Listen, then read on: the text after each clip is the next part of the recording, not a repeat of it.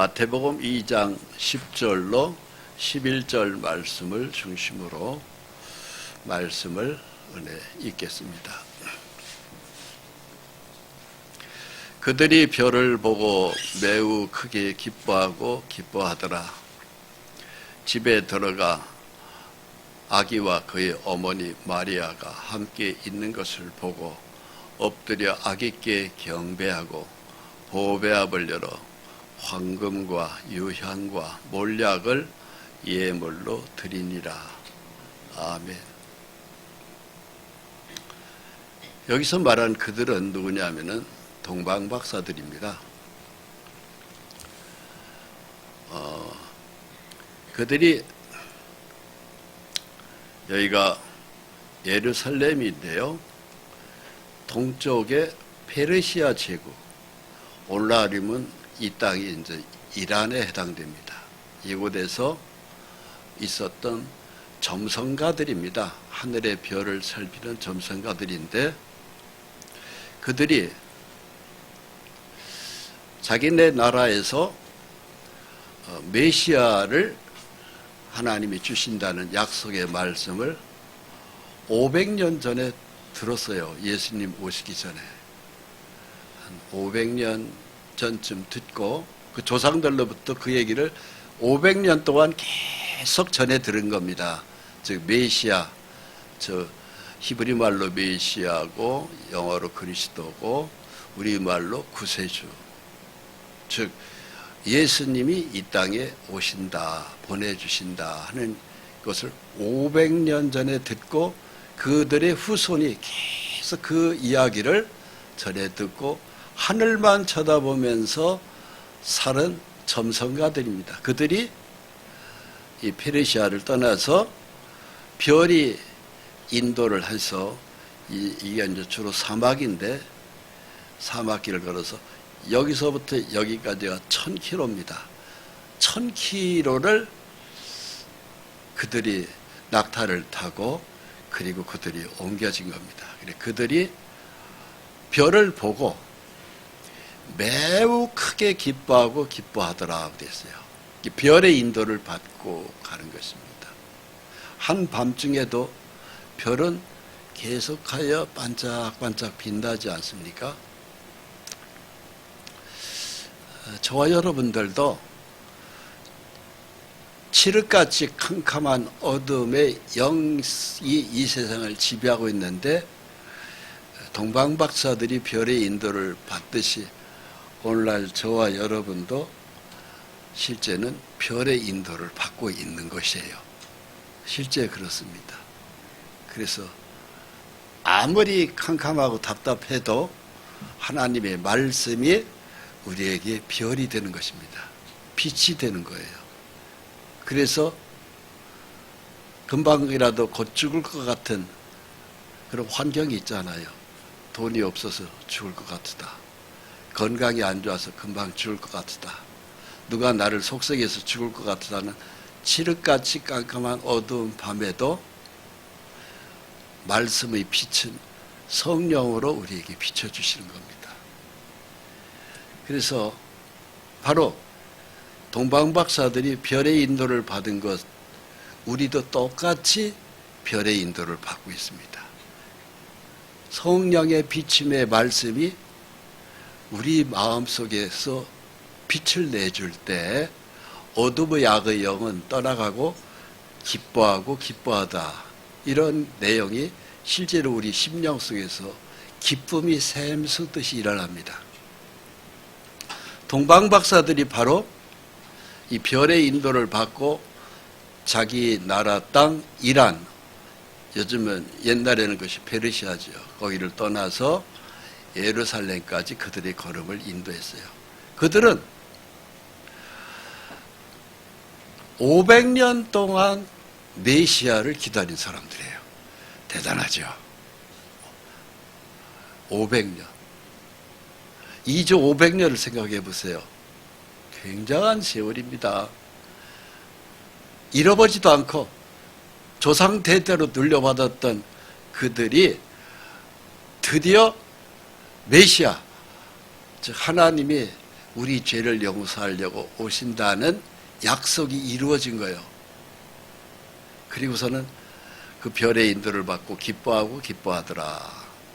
그래서 그들이 집에 들어간 거예요. 드디어 예루살렘에 잠시 들어가서 헤롯 왕궁에 들렸다가 여기 메시아가 오신 곳이 있는데 어딥니까? 하니까 헤롯 왕이 어딘지를 몰라요.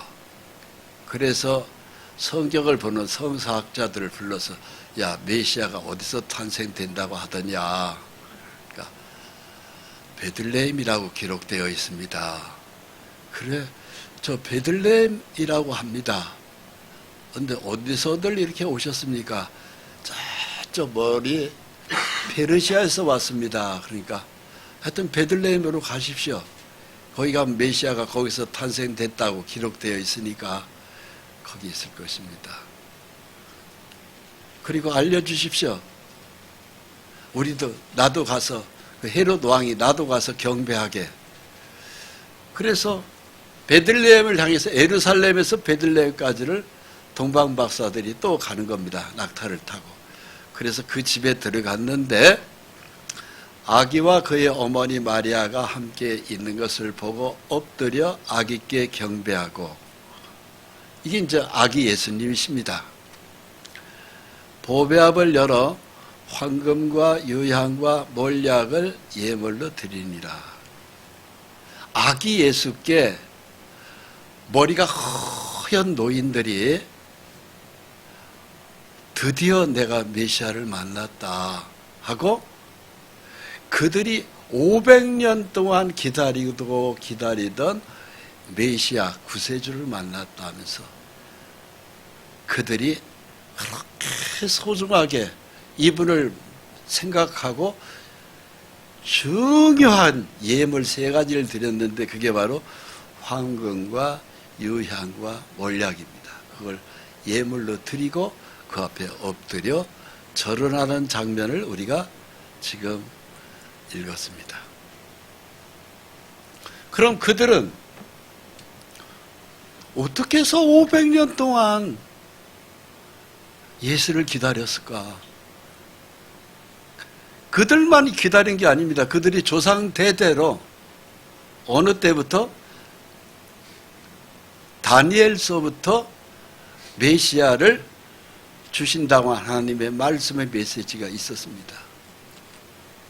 다니엘서부터 이 사람들 때 동방박사들까지가 대략 한 500년이거든요. 그 500년을 그 조상들이 계속해서 전해드려온 거예요. 그 말씀을 전해온 겁니다. 메시아가 이스라엘 땅에 오신다. 그걸 꼭 잊지 말라. 그 조상들이 숨을 거둘 때부터, 어렸을 때부터, 태어날 때부터 메시아를 주신다. 또 태어나면 메시아를 주신다. 그리고 나이 드신 분들은 돌아가시면서 유언으로 메시아가 오신다. 메시아가 오신다. 즉 구세주가 오신다. 그리스도가 오신다. 이걸 계속 500년 동안 일종의 하나님을 기다린 사람들의 유언이 계속 끊임없이 된 겁니다. 그럼 그들은 도대체 어떤 말씀을 받았고 또 그 말씀이 어떤 말씀이었기 때문에 그들이 그렇게 학수고대하면서 기다렸을까? 바로 이 말씀입니다. 다니엘 9장 24절 말씀입니다.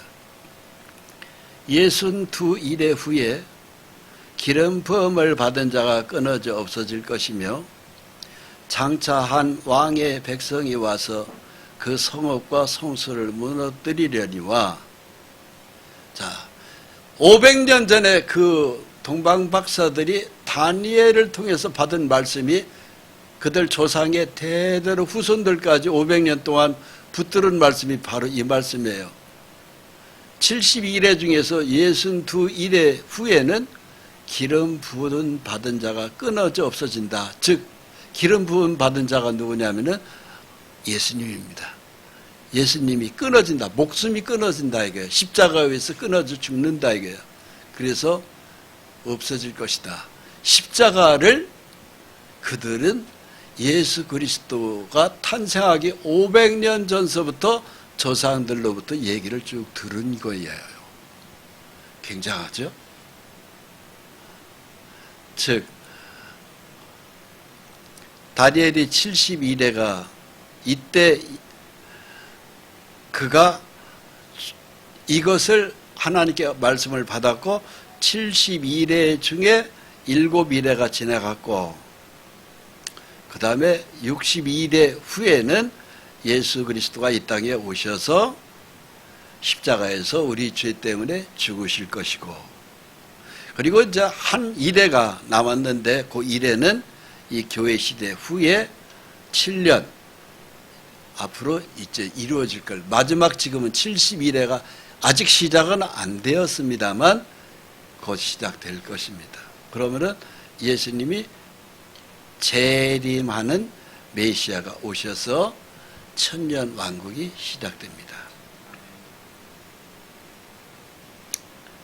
그러면서 예수 그리스도는 마지막 70일회가 끝날 때쯤 되면 이 세상은 전체가 심판을 받고 천년 왕국으로 세상을 다시 창조하십니다.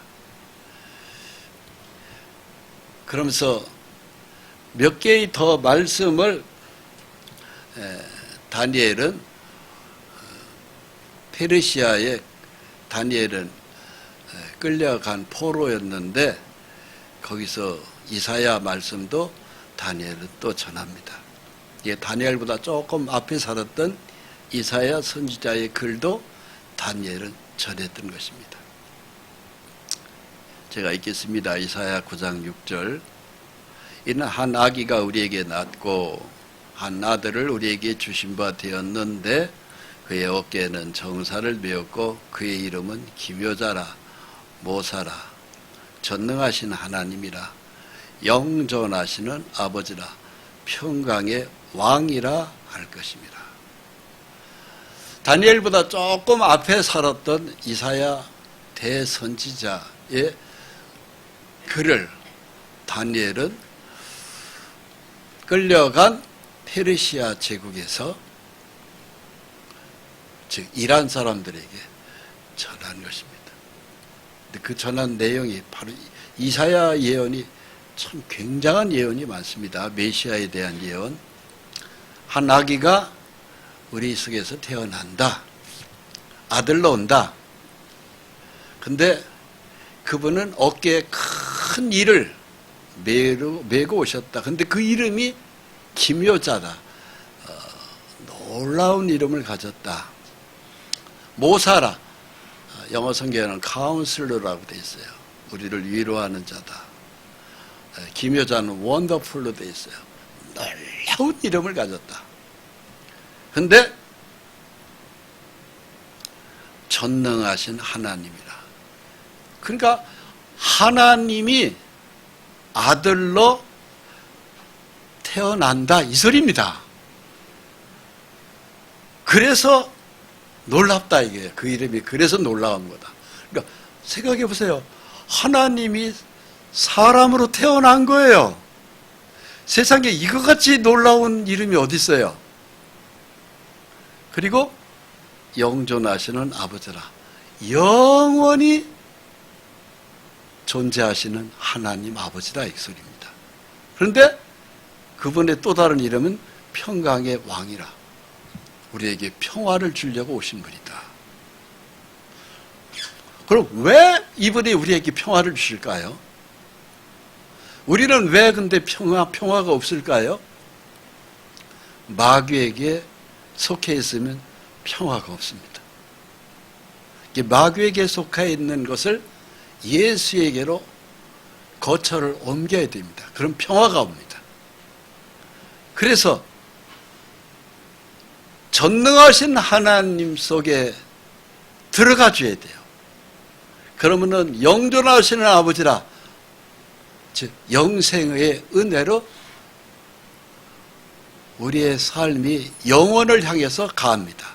그리고 평강이 우리 속에 찾아옵니다. 이것이 이사야가 예언한 2700년 전, 예수님 오기 전에 700년 전의 예언입니다. 이대로 됐습니다. 그리고 이사야 53장 6절에 보면은 또 주님이 이렇게 말씀하셔요. 우리는 다 양 같아서 그릇 행하여 각기 제 길로 갔거늘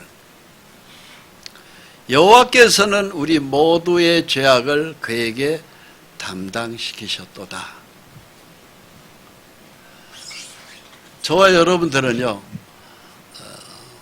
양 같아서 하나님은 우리를 보고 너희는 하나님의 손으로 지으신 양이라고 그랬습니다. 우리 가운데는 머리가 똑똑한 사람도 있고 머리가 부족한 사람도 있고 많이 배운 사람도 있고 못 배운 사람도 있고 다양하지 않습니까? 근데 하나님은 한결같은 눈으로 우리에게 뭐라고 말씀하시냐면은 너희는 다 양 같다고 말씀하세요. 양은 미안하지만 가장 미련한 짐승이 양이에요. 우리 인생은 자기가 굉장히 똑똑한 것 같이 착각 속에서 살아가요. 근데 하나님은 너희는 다 미련한 양이다 그렇게 말씀하죠. 양은요 특징이 있어요. 조금만 어떻게 가면은 거기가 밑에 낭떠러지인 줄도 모르고 코앞에 보이는 풀만 있으면 그냥 계속 가요. 계속 거기 가는 게 양이에요. 그래서 한 5m 지나면 낭떠러지인데도 그 앞에 것은 생각도 안 하고 쳐다도 안 보고 갑니다. 5m 이상, 3m 이상을 쳐다보지를 못해요, 양은. 뭐냐? 내 눈앞에 풀만 있으면 그걸 보고 가는 거예요. 뜯어먹으러. 한 3m 후에는 낭떠러지로 떨어져서 죽는데 그건 신경 안 써요. 죽어도 나는 간다 이거예요. 그게 양이에요. 예. 그래서 양은 내 코앞에 풀만 있으면 가는 거예요, 그냥. 3m 이상을 못 쳐다봐요. 저와 여러분들이 바로 그 양에 해당돼요. 당장 내 옆에 먹을 것만 있으면 가는 거예요, 그냥. 돈만 보이면 그냥 가는 거예요. 죽어도 가는 거예요. 죽는다는 건 생각 안 해. 그건 저쪽 옆집에서 교통사고로 죽었대. 그건 그 집 사정이고 나는 내 먹을 것이 중요해요. 그렇게 가는 게 인생입니다. 그래서 하나님은 우리를 보고 다 양이라고 말씀해요. 다 양이다 너희는. 양은 자기 방어 능력이 없어요. 그게 양의 두 번째 특징입니다. 양 주변에는 이리와 늑대들이 바글바글합니다. 제가 몽골 선교를 갔었는데요. 양과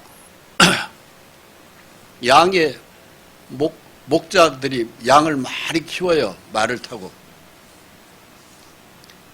그런데 몽골 제가 울란바토르하고 수군으로 그쪽으로 선교를 좀 다녔었는데 몽골은 굉장히 넓어요. 풀이 막 말도 못하게 풀밭이 넓어. 말을 타고 막 신나게 달려도 끝이 안 보입니다. 그게 몽골이에요. 제가 그 몽골에서 말을 타봤습니다. 야, 몇 시간을 타도 끝이 안 보여요. 거기에는 양을 치는 목자들이 있어요. 그런데 몽골에는 짐승이 또 많은데 늑대가 그렇게 많아요. 밤만 되면 컹컹합니다. 그 양무리 옆에는 항상 늑대가 옆에서 항상 숨어 있어요. 목자가 없으면 금방 달려 들어가서 양을 잡아먹습니다. 그걸 보호하는 게 목자예요. 그래서 양은 목자가 없어는 스스로 자기를 보호할 수가 없습니다. 반드시 목자가 있어야 돼요. 방어 능력이 없어요. 제가 몽골 선교를 할 때 양 한 마리 또 염소 한 마리 그 당시에 $100씩을 주고 2마리를 잡아서 선교하느라고 들판에 있는 유목민들을 다 불러 모아서 거기서 이제 파티를 하면서 뭐 양고기를 만들어서 그때 양을 보니까 양의 이빨을 보았어요. 양의 이빨은 조그만해요. 어린 애 이빨 같아요. 그거 갖고 늑대가 물으면 도저히 상대를 못합니다. 그래서 누가 공격을 하면 양은 그냥 그 자리에서 죽도록 되어 있어요. 발톱도 아주 조그만해요. 어린 애 같은 발톱 같은 거. 뿔도 없습니다. 그래서 하나님은 우리를 보고 너희는 다 양 같으다고 말씀하신 것이 맞습니다. 반드시 양은 목자가 있어야 돼요. 근데 그 목자가 누구냐면 성령님, 주님이에요. 오늘 우리에게는 주님이 와 계세요.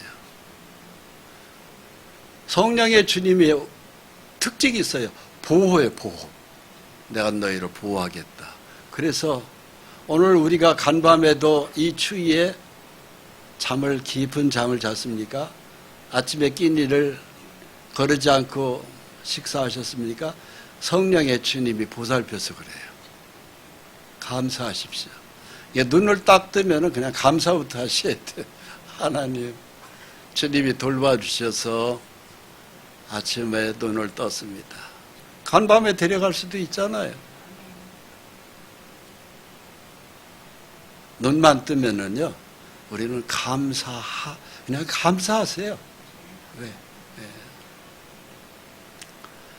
우리는 다 양 같아서 그릇 행하여, 하나님은 우리를 보고요, 너희는 나를 떠나서 그릇 많이 행했다.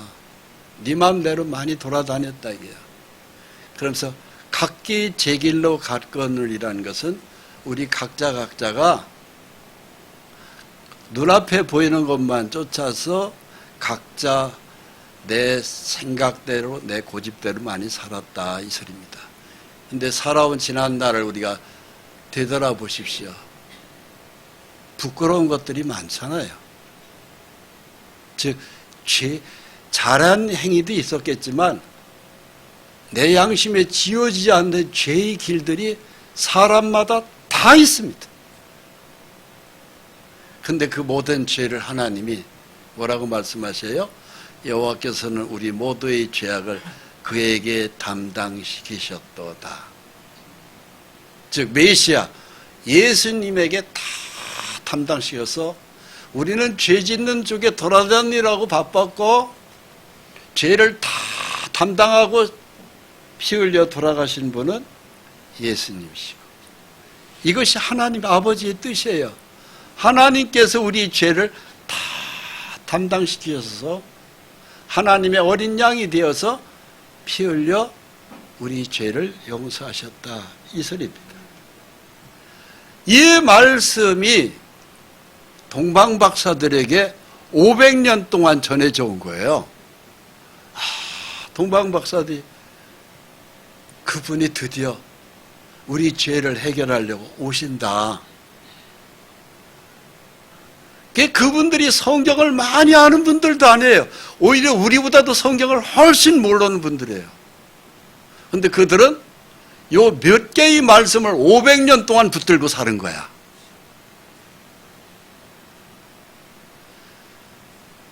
말씀이 육신이 되어 우리 가운데 거하심에 우리가 그의 영광을 보니 아버지의 독생자의 영광이요 은혜와 진리가 충만하더라.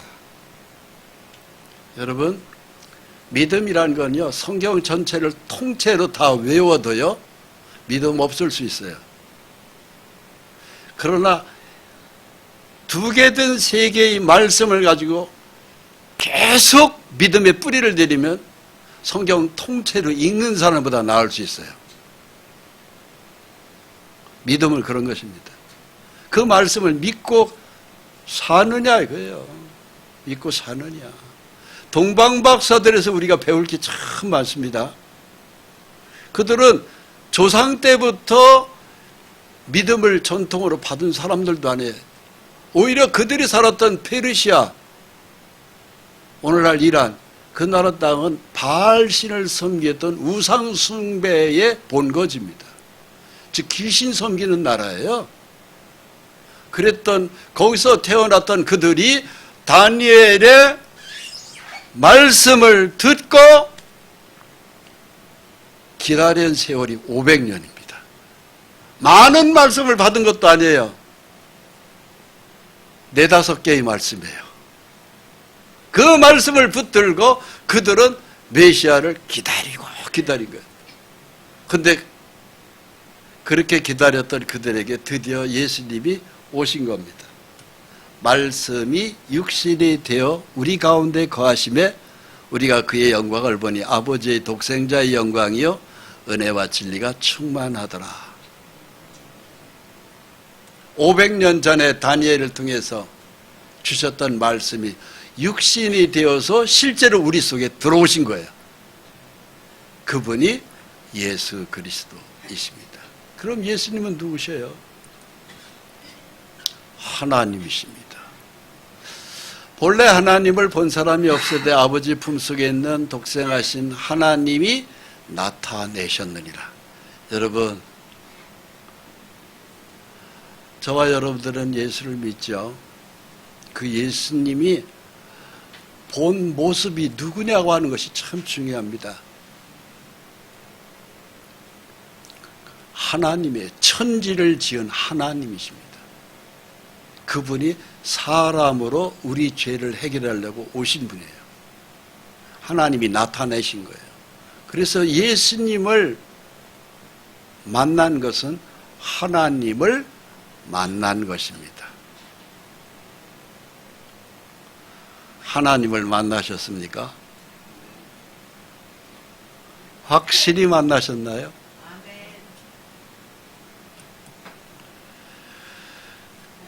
그래서 하나님을 말씀으로 믿은 사람들은요, 그들은 500년 동안 조상들로부터 계속 전해드린 이 메시아 탄생을 기다리고 기다리다가 드디어 하나님이 기다리는 자의 걸음을 인도하세요. 그래서 페르시아 제국을 떠나서 그들이 이 사막길을 옮겨서 무려 이 길이 1000km입니다. 드디어 그들은 출발합니다. 메시아를 태어나는 아기 예수님을 만나려고 그들은 사막길의 걸음을 낙타를 여러 마리 준비하고 물을 준비하고 그리고 황금과 유향과 몰약 이 3가지 예물, 메시아를 만나면 꼭 이 예물을 가지고 그 앞에 드리고 그 앞에 절을 하겠다. 아기 예수께.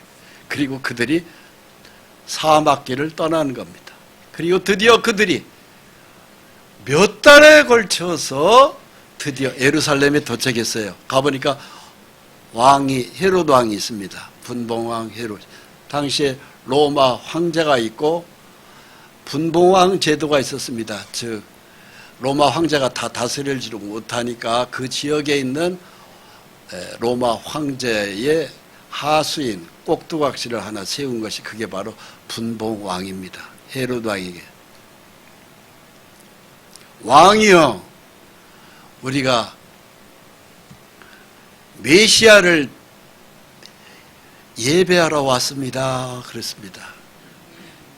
그러니까 헤롯 왕이 예루살렘과 그 일단 팔레스타인을 다스리는 왕이거든요. 지금 뭐라고 했습니까? 왕은 내가 왕인데 나 말고 다른 왕이 또 있습니까? 이렇게 묻는 거예요. 그러니까 동방 박사들이 헤롯 왕이여, 당신 말고 진짜 진리의 왕을 뵈러 왔습니다. 이곳에서 탄생한다는 것을 하늘의 별을 계시가 있어서 그 별을 쫓아서 우리가 여기까지 왔습니다. 어디 계신지 알려주십시오. 우리가 가서 아련하겠습니다. 그런 거죠. 이 헤롯 왕이 당황한 거예요. 아니, 내가 왕인데 나 말고 다른 왕이 또 있단 말인가? 이렇게 된 거예요. 자기들 헤롯 왕보는 왕이라고 얘기 안 합니다. 이 동방박사들이. 우리의 죄 문제를 해결해 주는 영원한 진리의 왕을 아련하러 왔습니다. 헤롯 왕은 우리 죄를 해결하는 분이 아니잖아요. 정치하는 왕이지. 오늘 저와 여러분도 마찬가지입니다.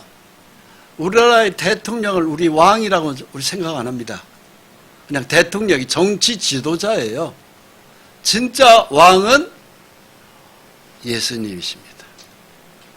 그래서 당신은 우리 죄를 해결하는 분이 아니지 않습니까? 로마의 황제의 정치로 일종의 분봉 왕으로 세운 거 아닙니까? 당신 위에 왕은 로마 황제가 있지 않습니까? 당시에 로마 황제 가이사 아구스트, 그 원래 그 사람 옥타비아누스 장군인데 로마 황제가 됐었잖아요. 당신 말고 진짜 왕을 우리는 하나님이 보낸 왕을 찾고 왔습니다. 그러니까 잘 모르겠다고. 분명히 태어났습니다. 알려주십시오. 그러니까 헤롯 왕이 옆에 있는 사가들을 부르는 거예요. 바리새인 사두개인들을 불러서, 야, 저 멀리서 말이야, 메시아를 찾아서 온 사람들이 있는데 성경에 어디서 태어난다고 기록되어 있냐? 그때서야 성경을 가지고 와서 베들레헴이라고 써 있습니다. 그래. 그러니까 이 헤롯 왕이 이 사람들에게 하는 이야기가 베들레헴으로 가십시오. 거기에서 태어난다고 적혀 있으니까 가서 메시아한테 가서 인사하시고, 확실히 인사가 끝나고 나면은 저한테 꼭 얘기해 주고 가십시오. 나도 가서 인사를 드리겠습니다. 이렇게 된 거죠. 그래서 이 곁을 물러난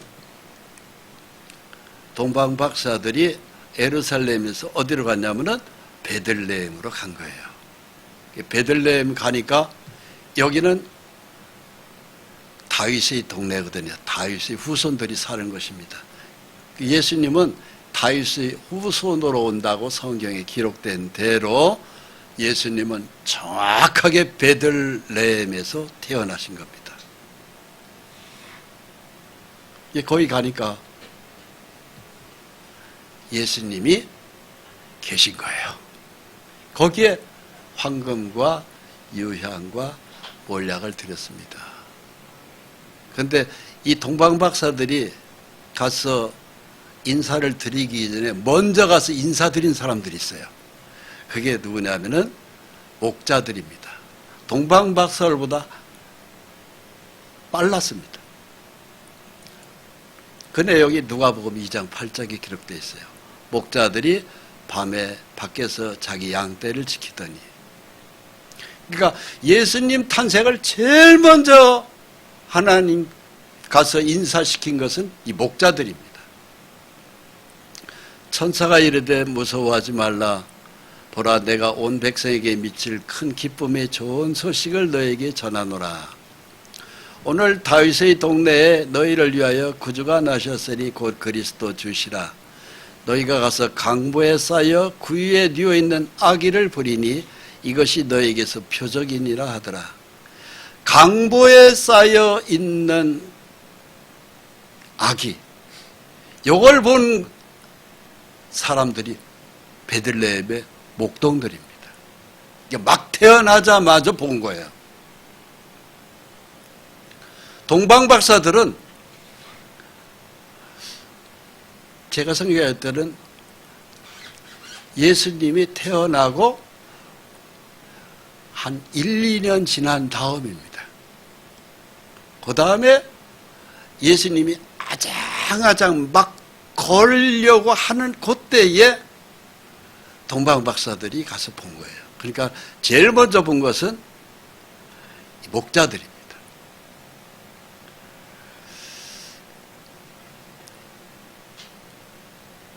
수많은 천군이 그 천사들과 함께 하나님을 찬송하여 이르되 지극히 높은 곳에서는 하나님께 영광이요 땅에서는 하나님이 기뻐하신 사람들 중에 평화로다.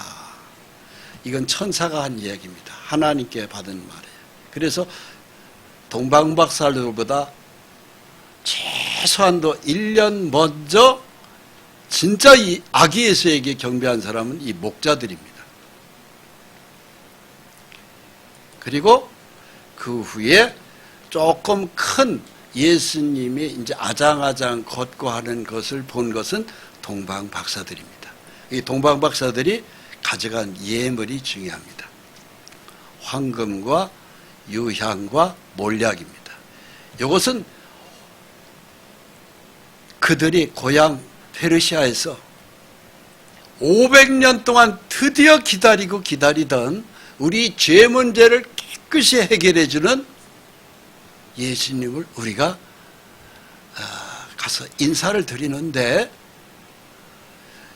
이 세 가지 예물은 얼마나 소중하게 그들이 준비한 예물인지 모릅니다. 이 중에 보십시오. 집에 들어가 아기와 그의 어머니 마리아가 함께 있는 것을 보고 엎드려 아기께 경배하고 보배압을 열어 황금과 유향과 몰약을 예물로 드리니라. 여기서 왜 황금이냐 이겁니다. 왜 황금이냐? 동방박사들이 아무 쓸데없는 예물을 그냥 가져간 게 아닙니다. 인사드리는데 사과를 한 상자 가져갈 수도 있잖아요. 아니면 시루떡을 한 상자 준비할 수도 있잖아요. 근데 동방박사들이 제일 먼저 준비한 것이 황금이에요. 그 아기께 드린 거예요. 바로 뭔지 아십니까? 황금이 상징하는 뜻이 있어요. 최고의 신이다 이 소리입니다. 최고의 신. 이것이 동방박사가 준비한 소중한 예물이 황금입니다. 당신은 최고의 신입니다. 그 어린 애기한테 당신은 최고의 신입니다. 천지와 만물을 지으신 최고의 신이 되어서 우리에게 우리 죄를 용서하라고 오신 당신은 최고의 신입니다. 이게 바로 황금이 상징하는 의미예요. 두 번째, 유향은 제사를 지낼 때 왜 향을 피우잖아요. 유향입니다. 그게. 즉 제사장으로서 하나님께 우리 죄를 계속해서 대신해서 우리 죄를 위해서 하나님께 즉 변호사로서 우리 죄를 하나님 앞에 비록 우리가 죄가 있지만 계속 십자가에서 부활해서 죽었다가 살아나셔서 우리의 죄가 있더라도 그것을 내 십자가의 피로 다 대속했습니다. 심판하지 마십시오. 그것을 계속 유향의 기도를 올리는 게 바로 그것이 유향입니다. 그래서 향이 피우잖아요. 향이 올라가는 거예요. 세 번째는 몰약입니다. 십자가에서 피 흘려서 우리 죄 때문에 머리서부터 발끝까지 머리에는 가시관을 쓰고 양손과 양발에는 대못이 박히고 옆구리는 창을 받아서 머리서부터 발끝까지 우리 주 예수님의 피가 온 몸을 다 피 흘려 적신 거예요. 그 상처를 닦는 것이 치료제가 바로 몰약입니다. 미루나무 껍질에서 나오는 그 진액을 그대로 모은 것을 그걸 보고 예수님 상처에다가 머리서부터 발끝까지 막 다 피범벅이 됐잖아요. 뼈를 맞고 창에 찔리고 못 박혀서 그걸 다 바르는 것이 그게 바로 몰약입니다. 그래서 바로 메시아이신 예수님은 최고이신 신이요, 유향은 비록 우리가 죄를 지었다 할지라도 우리 죄값은 내가 다 담당에 피 흘려 죽었으니까 이 사람들은 심판하지 마십시오 하는 것이, 그 기도가 올라가는 게 바로 유향이에요. 유향의 기도입니다.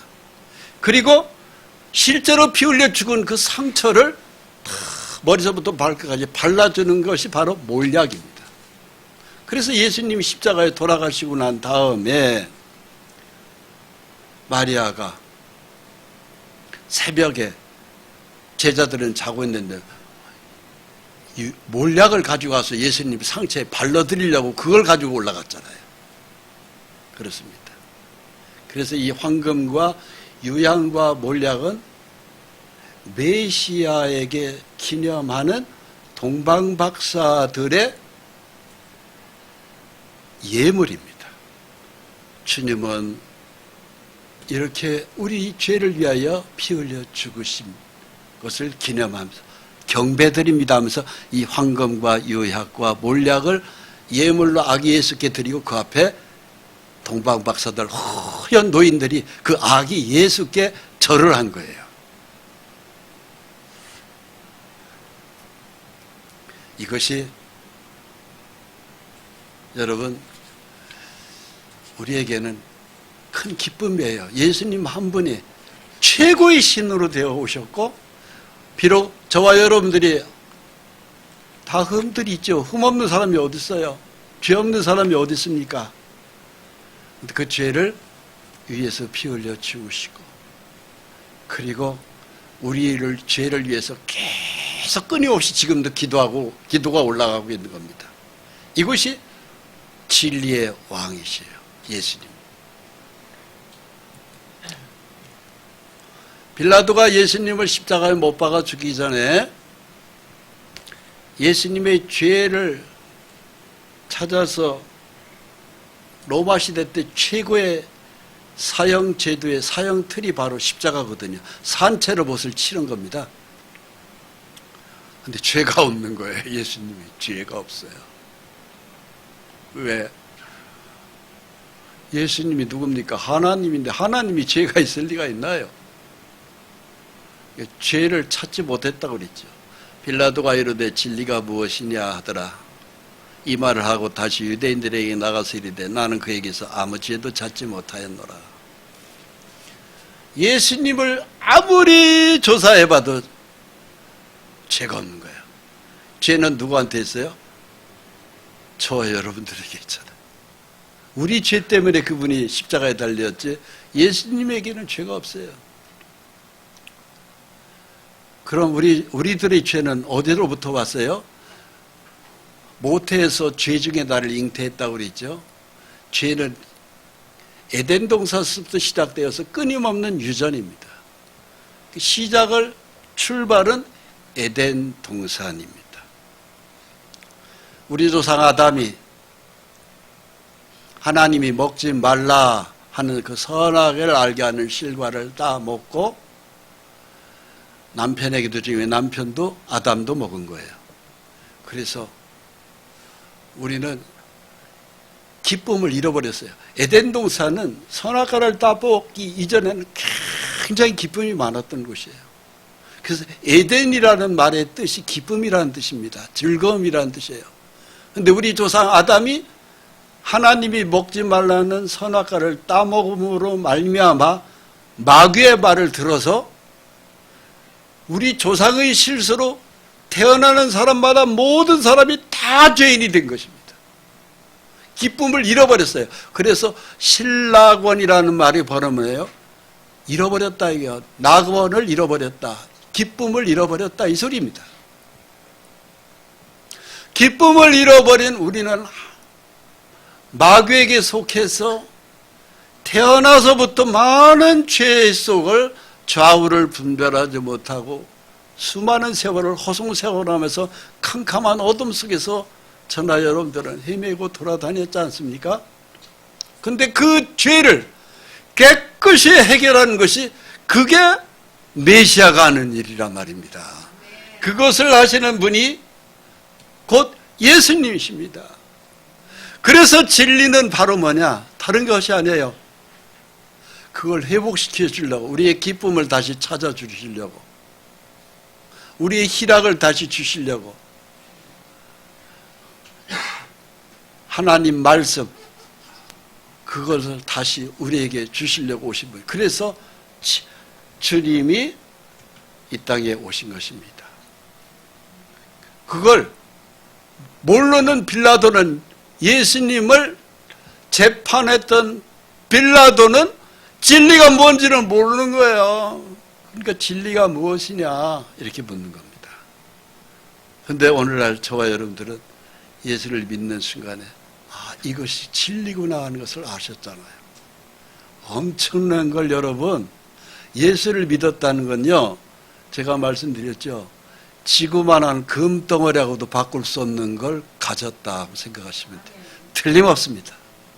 지구만한 금덩어리하고도 바꿀 수 없는 거예요. 그게 예수 믿는 겁니다. 요한복음 18장 33절에 빌라도와 예수님과 대화하는 장면이 나옵니다. 빌라도가 다시 관정에 들어가 예수를 불러 이르되 네가 유대인의 왕이냐 이렇게 물었어요. 예수께서 뭐라고 말씀하셔요? 내가 왕인이라고 하셨어요. 이 왕은 바로 뭐예요? 정치하는 왕이 아니다 이 소리입니다. 그럼 무슨 왕이에요? 진리의 왕이다 이 소리입니다. 이를 위하여 세상에 왔나니 곧 진리에 대하여 증언하려 함이라. 무릇 진리에 속한 자는 내 음성을 듣느니라. 여러분, 우리가 진리에 속해 있느냐가 중요해요. 우리는 에덴 동산에서 진리를 우리 조상 아담에 집어 던졌습니다. 하나님 말씀에 진리의 말씀을 집어 던졌잖아요. 먹지 말아라 를 집어 던졌잖아요. 마귀에게 속해가지고 꾀임을 받고 먹어버렸잖아요. 그 진리를, 하나님 말씀이 진리인데 그걸 집어 던졌어요. 그러니까 모든 사람은, 예수를 믿지 않는 사람들은 진리가 무엇인지 모르는 겁니다. 그래서 빌라도가 이르되 진리가 무엇이냐 하더라. 진리가 도대체 뭐냐? 예수를 믿지 않으니까. 당시 로마의 총독 빌라도도 모르는 거예요. 그 높은 사람이. 다만 예수님을 재판하는 사람으로서 이렇게 얘기하죠. 나는 그에게서 아무 죄도 찾지 못하였노라. 그에게 죄가 없다. 그것이 예수님이에요. 그랬던 그 빌라도를 예수님은 이제 십자가에 못 박아 죽였고, 예수님은 우리의 모든 죄를 다 담당하시고 십자가에서 피 흘려 죽으시고 돌아가시기 전에 그랬죠. 내가 예루살렘에 들어가 장로와 서기관들에게 죽임을 당하고 제3일에 살아나야 되리라 말씀하신 대로 정확하게 십자가에 돌아가시고 3일 후에 살아나셨죠. 우리 죄 문제를 해결했습니까? 안 했습니까? 했습니다. 살아나셨어요. 그리고 하나님의 자리로 가셨어요. 그리고 난 다음에 제자들한테 그랬죠. 십자가에 못 박히기 전에 예루살렘을 떠나지 말아라. 50일 후에 거룩한 성령의 진리로 다시 온다. 그래서 예루살렘을, 예수 믿는 사람들은, 예수의 피를 믿은 사람은 예루살렘을 떠나지 말고 성령을 기다려야 되는 거예요. 그런데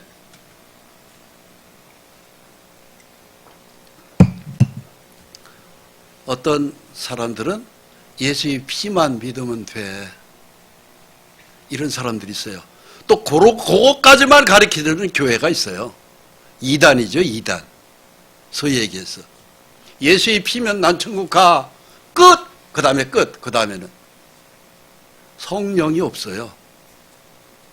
그건 이단입니다.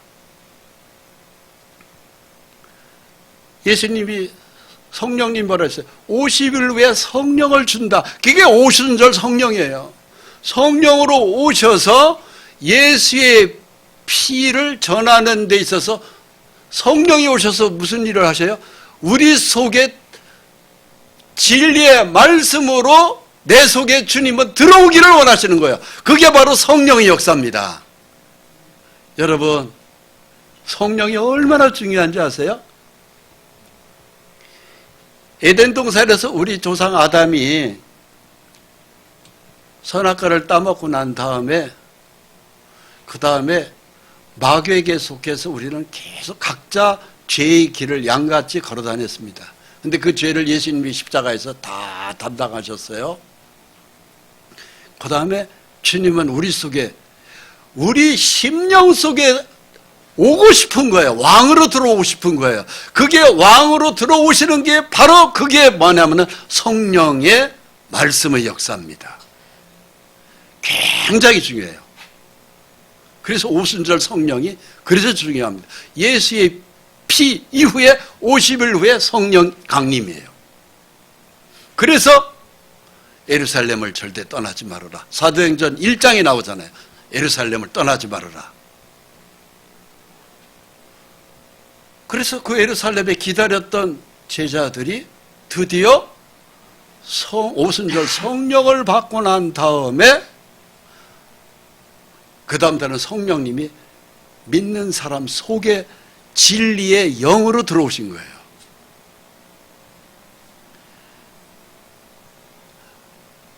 하나님은 우리 속에 들어오는 걸 원하십니다. 우리 밖에 있으면 안 돼요. 주님이 진리의 왕으로 우리 속에 왕으로 들어오시는 걸 원하십니다. 그게 성령의 역사입니다.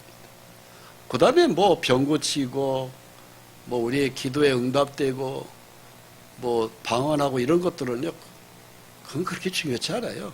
중요한 건 진리의 거룩한 말씀의 영이 내 속에 왕으로 계시냐, 이게 굉장히 중요합니다.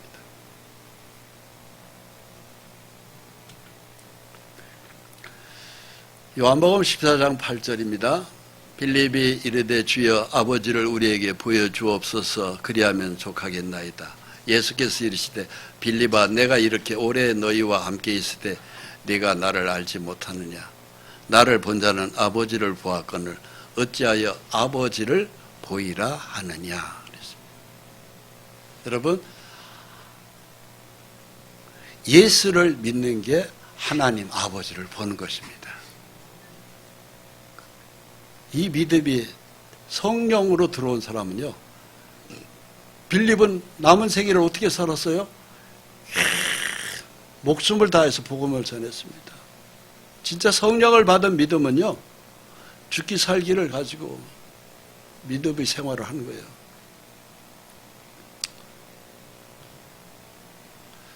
자, 여기 우리는 예수님의 육신의 통로였던 요셉을 살펴볼 필요가 있어요.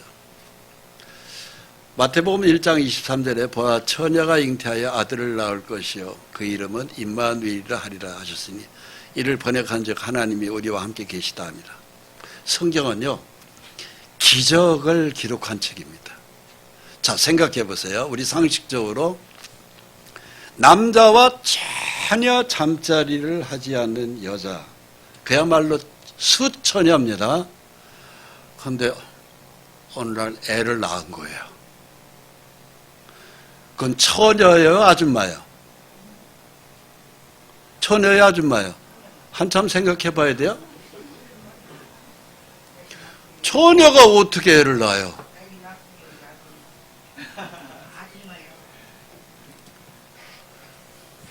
수처녀는 애를 못 낳는 거예요. 남자와 일단 잠자리를 해야 애가 나오지. 잠자리를 안 했는데 어떻게 애가 나옵니까? 그건 상식으로도 안 맞는 소리고 과학으로도 안 맞는 소리예요. 그런데 성경에는 처녀가 아들을 낳았다고 되어 있어요. 그러니까 이것은요, 뭘로라도 말이 안 되는 이야기입니다. 과학으로도 말이 되고 상식으로도 말이 안 되는 거예요. 근데 처녀가 실제로 잉태했고 아들을 낳은 겁니다. 그분이 어떻게 이게 가능하냐? 이게 기적이잖아요, 기적. 예수님이 인류 역사에 그렇게 딱 한 분만 있는 거예요, 이게 예수님이십니다. 하나님이 처녀의 태숙에 들어가시고 거기서 아들로 출생한 거예요. 이 기적, 그러니까 성경은요, 기적을 계속 기록하고 있다니까, 우리한테 기적을. 근데 처녀의 태속에서 예수님은 출생을 할 수밖에 없는 겁니다. 왜? 천지를 지은 하나님이 사람으로 올려니까 여자의 태속에서 사람이 만들어지지, 그냥 하늘에서 뚝 떨어질 수도 있어요, 하나님은. 그런데 그렇게 되면 그것은 외계인인 겁니다. 반드시 여자의 처녀의 태속에서 사람으로 만들어져야 돼요. 그러니까는 하나님은 처녀의 태가 꼭 필요했던 것이고, 왜? 거기는 사람을 만드는 공장 같은 곳이니까. 거기에서 10달 동안 계시다가 드디어 출생한 거예요. 그래서 그 이름이 임마누엘입니다. 임마누엘이라는 하나님이 우리와 함께 계시다. 하나님이 사람으로 태어났다, 이 소리입니다. 사실은요, 배가 불러왔을 때 그 한 동네에 살았던 남자 이름이, 이 사람이 요셉이에요. 서로 약혼한 사이입니다, 마리아하고. 그래서 이제 얼마 후에를 결혼을 하고 한 집에 살 사람인데, 이 사람들이 서로 잠자리를 한 사람들이 아닙니다. 그런데 어느 날 보니까 자기 약혼자의 배가 불러오는 거예요. 밥을 많이 먹었나? 며칠 지난 다음에 봤는데 더 불러오는 거예요. 더 많이 먹었나? 몇 달이 지났다 보니까 더 많이 먹었나? 야, 장정밥을 잡수셨나? 왜 이렇게 자꾸 배가 불러와? 자꾸 불러오는 겁니다. 그래서 이 요셉은, 야, 내가 깨끗한 여자인 줄 알았더니 안 되겠구나, 이건 부정한 여자다. 약혼을 깨버리려고 그랬습니다. 결혼 안 하려고. 얼마나 스트레스를 많이 받았겠어요. 한 동네에 살면서 저 여자가 이제 내 색시가 된다, 얼마나 들떴겠어요. 근데 자꾸 배가 불러오니까 자기가 약혼을 잘못했구나, 이거 깨야 된다. 어떤 사내 애를 자기가 가진 저 여자가 부정한 여자다고 고민할 때 하나님이 꿈으로 딱 잉태한 거예요. 요셉아, 마리아 데려오기를 무서워하지 말라. 처녀가 잉태하여 아들을 낳을 것이요, 그 이름은 임마누엘이라. 하나님이 우리와 함께 계시다. 하나님이 그 속에 들어가신 것이다. 요셉아, 너 정신 차려. 너 이사야 읽지 않았냐? 그래서 하나님의 계시를 받고 요셉이 잠이 딱 깨자마자 달려가 가지고, 마리아, 우리 빨리 결혼합시다. 데려가고 잠자리를 하지 않고 출생할 때까지 여자를 건드리지 않은 거예요. 이게 성경의 기록입니다. 요셉이 잠에서 깨어 일어나 주의 사자의 분부대로 행하여 그의 아내를 데려왔으나 아들을 낳기까지 동침하지 아니하더니 나음의 이름을 예수라 하니라. 예수님 출장할 때까지 마리아를 데려왔지만 옆에 근처를 안 간 거예요. 이게 요셉의 믿음입니다. 그러니까는 육신의 부모 믿음이 보통 좋은 사람들이 아니에요. 요셉도 그렇고 마리아도 그렇고. 마리아는 하나님의 음성이 들리는 거예요. 마리아야, 예. 내가 이 수태의 아들을 낳을 것인데 그 이름을 예수라 해라. 아니, 무슨 소리세요, 주님? 제가 아직 남자를 한 번도 가까이 한 적이 없는데 내가 어떻게 아들을 낳습니까? 그것도 이름까지 지어주고. 그 마리아가 그렇게 물어보니까 하나님이 뭐라 그래요?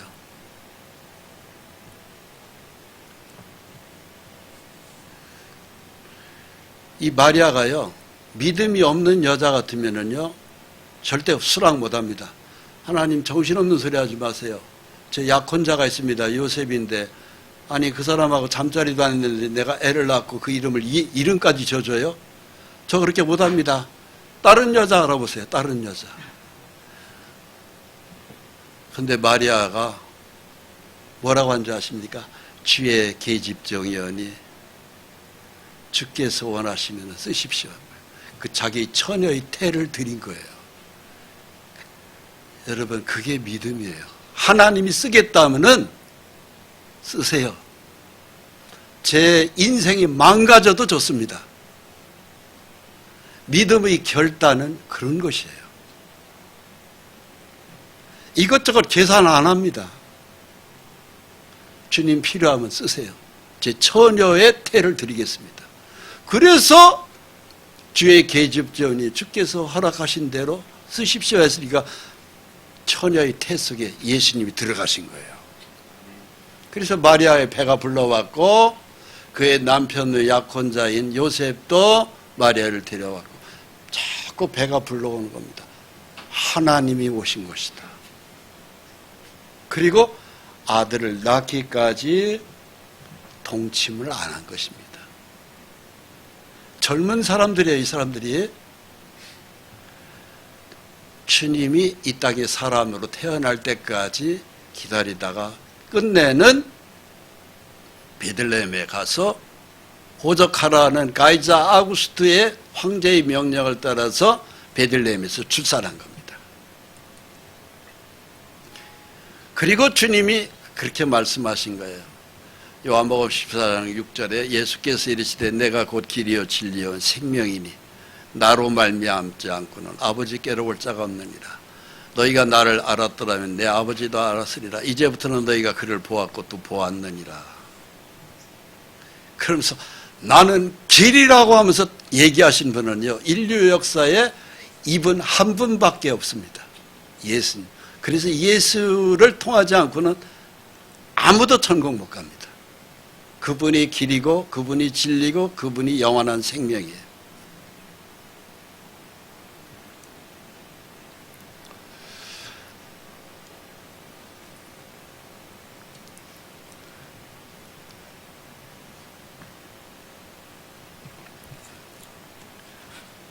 불교에서는 부처님, 그분도 진리를 찾다가 돌아가신 분이고요.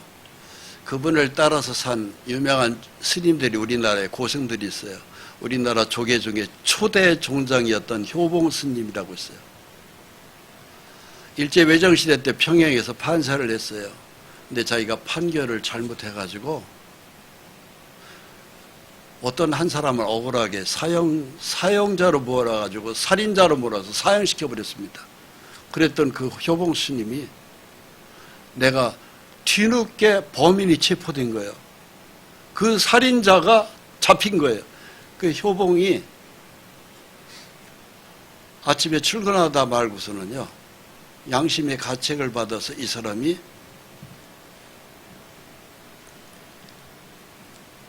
판사를 그만두고 금강산에 들어가가지고 머리를 깎고 스님이 돼버렸어요. 그리고 자기 양심의 그 죄의 업보를 어떻게든 벗어보려고 무진장 노력한 사람이에요. 머리를 깎고 어떻게 해서도 안 되는 거예요. 그래서 노년의 결국은 그분은 참 죽을 때 뭐라고 했냐면은 그분의 이야기가 있어요. 무다 그랬어요. 없을 무자. 내 죄를 벗을 길이 불교에 없다 이 소리예요. 그래서 효봉의 마지막 얘기는 무다. 그러고서는 숨을 거뒀어요. 없을 무자를. 진리가 아니다 이 소리예요. 진리가 아니다. 진리라는 것은 죄 문제를 깨끗이 해결해 줘야 돼요. 그게 진리해야 돼요. 그런데 그 죄를 해결하는 것은 예수님이잖아요.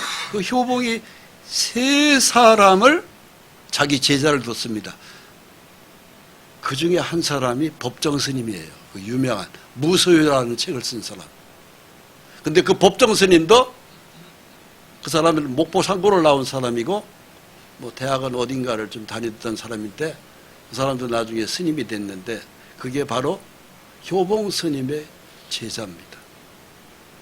서울의 길상사라는 어떤 요정 마담이 돈을 많아 가지고 스님 이것을 시주하겠습니다. 자기 전 재산을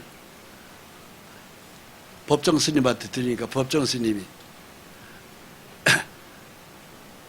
뭐 하나 증표를 하나 주십시오. 그러니까 염주 하나 집어 던지면서 이거나 굴리세요 그랬잖아요.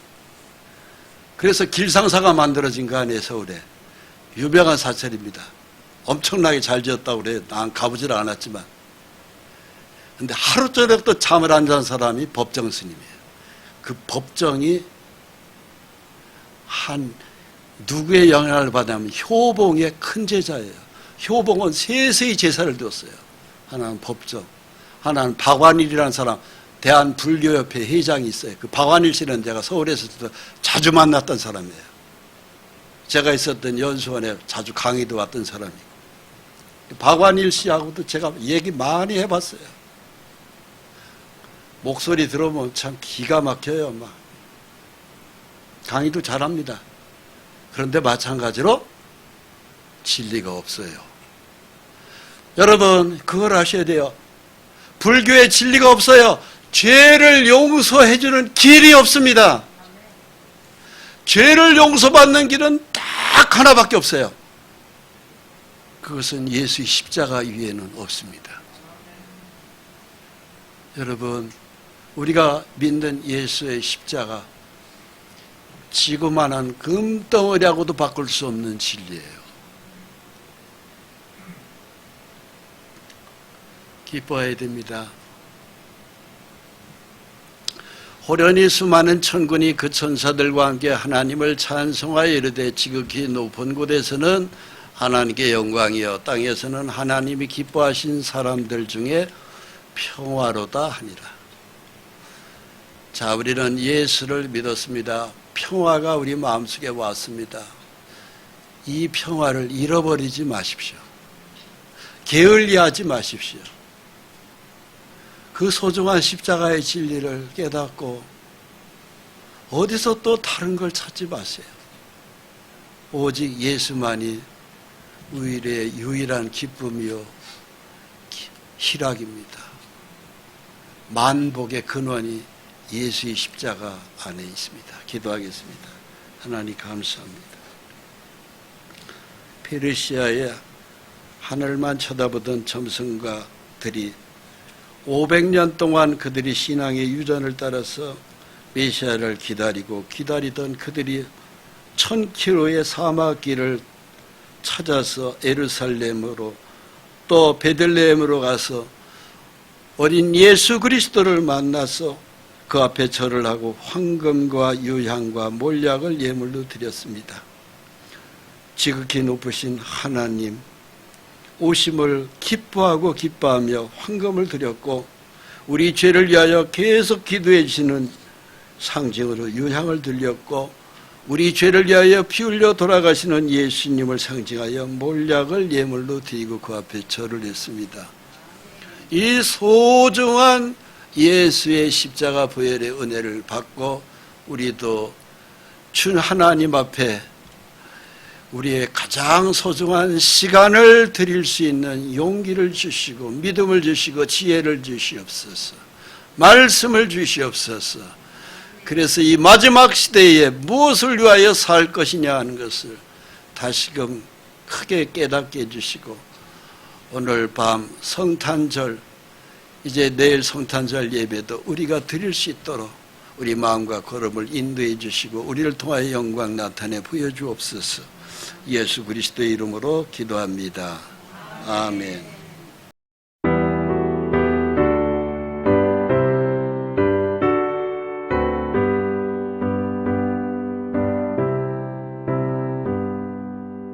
동안